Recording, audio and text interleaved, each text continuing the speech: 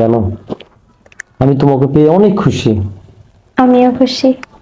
আজকে এই পবিত্র বাসরাইতে তোমার গা ছুঁয়ে প্রতিজ্ঞা করতেছি, জীবনে মরণে আমি তোমার পাশে ছায়া হয়ে সারা জীবন থাকবো। সত্যি তো? হ্যাঁ সত্যি। আপনার কথা মনে থাকবে তো? হ্যাঁ মনে থাকবে। আবার কখনো আমাকে ছেড়ে যাবেন না তো?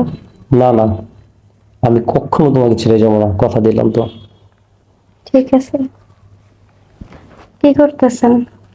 কেন? আমার বউয়ের চাঁদ মুখখানে দেখতেছি।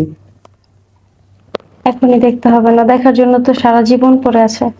সারা জীবন? আর আজকে আমাদের স্পেশাল রাত, এটা কি এখন বলো?